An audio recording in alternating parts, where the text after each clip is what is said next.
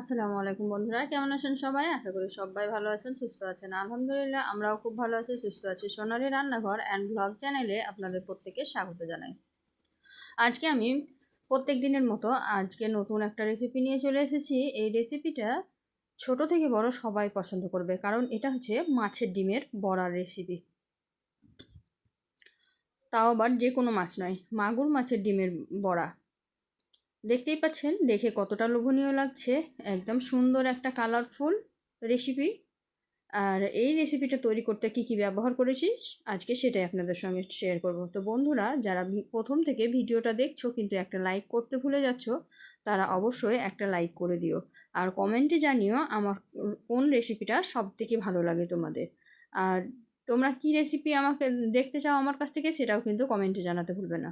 তো চলো দেখে নেওয়া যাক আজকের মেন রেসিপি। আজকের রেসিপি মাছের ডিমের বড়া। তার জন্য মাছের ডিম নিয়ে এসি, আর মাছের ডিমটা ধুয়ে পরিষ্কার করে নিয়েছি। আর এখন আমি এর মধ্যে দিব একটা পেস্ট। এই পেস্টের মধ্যে আছে আদা, রসুন, আছে দারচিনি, এলাচ, সব কিছু মিক্সড করে একটা পেস্ট তৈরি করা আছে। টমেটোও আছে। সব রকম দিয়ে একটা পেস্ট তৈরি করা আছে, যেটা দিয়ে মাছ রান্না করেছিলাম সেই পেস্টটাই এখানে একটু অল্প করে দিয়ে দিলাম। এখন আমি এর মধ্যে দিয়ে দিব একটা ডিম। আপনারা ডিমটা স্কিপ করতে পারেন, কিন্তু আমি দিয়েছি কারণ আমার ভালো লাগে তাই আমি দিয়েছি। আর এই ডিমটা দেওয়াতে অনেক সুন্দর হয় বড়াগুলো। এখন দিয়ে দিলাম ধনিয়া পাতা কুচি, দিয়ে দিলাম পেঁয়াজ কুচি, দিয়ে দিলাম কাঁচা লঙ্কা কুচি। যে কোনো বড়া বা তেলে ভাজার মেন উপকরণ হচ্ছে এইগুলো না দিলে কিন্তু তেলে ভাজা মানায় না। এখন আমি দিয়ে দিলাম অল্প পরিমাণে লবণ, দিয়ে দিচ্ছি জিরা ধনিয়ার পাউডার। আর যেহেতু কাঁচা লঙ্কা দিয়েছি তাই শুকনো লঙ্কার পরিমাণ অনেক কম দেব। এটা বাচ্চা থেকে বড় সবাই খাবে, তার জন্য অল্প পরিমাণে দিয়ে দিলাম। আর এখন দিয়ে দিলাম হলুদ গুঁড়ো। তারপরে এর সঙ্গে একটু আমি বেসন অ্যাড করেছিলাম পরে, এখন বেসন অ্যাড করিনি। এটা মাখিয়ে নিয়ে তৈরি করা যায়, কিন্তু যেহেতু আমি ওই যে বাটা মশলাটা দিয়েছি তাই অনেকটা নরম হয়ে গেছিলো, তার জন্য আমি পরে অফ ক্যামেরাতে একটু বেসন অ্যাড করে দিয়েছিলাম। তো অবশ্যই যদি আপনারা বাটা মশলাটা ব্যবহার করেন তাহলে অফ ক্যামেরায় মানে আপনারাও একটু বেসন অ্যাড করবেন, তাহলে বড়াটা খুব সুন্দর হবে। তো সব কিছু উপকরণ দিয়ে আমি ভাত দিয়ে ভালোভাবে চটকিয়ে চটকিয়ে মাখিয়ে নিচ্ছি। এইভাবেই বড়ার ব্যাটারটা কিন্তু তৈরি করে নিতে হবে। দেখুন সুন্দর করে হাত দিয়ে চটকিয়ে চটকিয়ে আমি বড়ার ব্যাটারটা তৈরি করে নিলাম। বড়ার ব্যাটার আমার পারফেক্টভাবে রেডি হয়ে গেছে।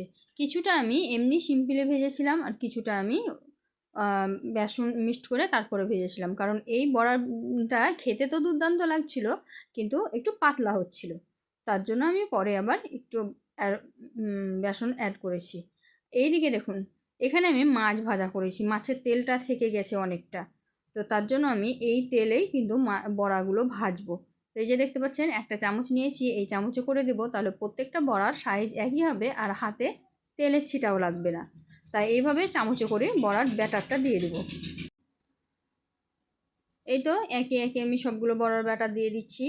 আর এখানে দুইবারে আমি ভেজে নিয়েছিলাম, তো প্রথমকারের বড়াগুলো দেখতেই পাচ্ছেন একটু পাতলা হয়েছে, একটু আমি সাইডটা ছাড়িয়ে ছাড়িয়ে ঠিক করে দিচ্ছিলাম। তো এই বড়াটা খেতে কিন্তু সুন্দর হয়েছিল, কিন্তু একটু পাতলা হয়েছিল। আর বড়া কিন্তু একটু পাতলা থেকে একটু মোটাটাই ভালো লাগে। এই যে দেখতেই পাচ্ছেন আমি একটু সাইড ছাড়িয়ে দিচ্ছিলাম। এমনিতেই আপনারা বড়া যখন ভাজবেন দিতে দিতেই কিন্তু উল্টানো যাবে, কিন্তু এই বড়াটা যেহেতু একটু পাতলা হয়েছে তাই দিতে দিতে উল্টানো হচ্ছিল না। দেখুন, এটা উল্টানোর চেষ্টা করলেও কিন্তু তাড়াতাড়ি উল্টানো হচ্ছিল না, এটা অনেকক্ষণ হয়েছিল, তারপরে উল্টিয়ে দিয়েছিলাম। তারপর অফ ক্যামেরায় বড়াটা তুলে নিয়েছিলাম, তারপরে এখানে একটু বেসন অ্যাড করে দিয়েছি। দেখুন কত সুন্দরভাবে উল্টানো যাচ্ছে। এই তো দেখতেই পাচ্ছেন কত সুন্দরভাবে একদম শেপে চলে এসেছে বড়ার। এইভাবে বড়াগুলো হালকা আছে গোল্ডেন ব্রাউন করে ভেজে নিলে গরম গরম ভাতের সাথে অসাধারণ লাগে। আর চাইলে আপনারা চায়ের সঙ্গেও খেতে পারেন স্ন্যাক্স হিসেবে। তো এই তো আমি প্রত্যেকটা বড়া এক সাইড গোল্ডেন ব্রাউন কালার এসেছে, তারপরে আর এক সাইডটা উল্টিয়ে দিলাম। এইভাবে একটু সময় নিয়ে উল্টিয়ে পাল্টিয়ে বড়াগুলো সুন্দর করে ভেজে নিতে হবে, এতে করে ভিতরে কাঁচা থাকবে না আর ওপরটাও সুন্দর কালার আসবে আর খেতেও খুব সুন্দর লাগবে। তো বড়াগুলো কিন্তু আমি একটু সময় নিয়ে ভেজে নিয়েছি। বড়া ভাজতে খুব বেশি সময় লাগে না। বড়াগুলো ভাজা আমার কমপ্লিট হয়ে গেছে দেখুন। এই তো আমি কাছ থেকে দেখিয়ে দিলাম। অনেক সুন্দর হয়েছে বড়াগুলো ভাজা। তো এখন আমি বড়াগুলোকে তুলে একটা প্লেটের মধ্যে নিয়ে নিব। এই যে একসঙ্গে আমি 3টা বড়া নিয়ে নিলাম। এখন আমি একটা প্লেটের মধ্যে রেখে দেব।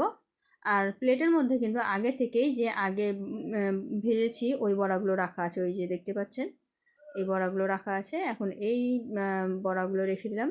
সব মিলিয়ে কিন্তু 1 প্লেট হয়ে গেছিলো। তো এই তো আমি বড়াগুলো তুলে নিলাম। তো বন্ধুরা, কেমন লাগলো বড়ার রেসিপিটা অবশ্যই কমেন্টে জানাবেন। আর যদি ভালো লেগে থাকে লাইক শেয়ার কমেন্ট করতে ভুলবেন না। তো আজকের ভিডিওটা এর থেকে বড় করব না। ভিডিওটি যদি ভালো লেগে থাকে অবশ্যই একটা শেয়ার দিয়ে দিবেন। আজকের এই পর্যন্ত, দেখা হবে এই ধরনেরই আরও নিত্য নতুন রেসিপি নিয়ে পরবর্তী ভিডিওতে। ততক্ষণ সবাই ভালো থাকবেন, সুস্থ থাকবেন, আমার জন্য দোয়া করবেন। খোদা হাফিজ।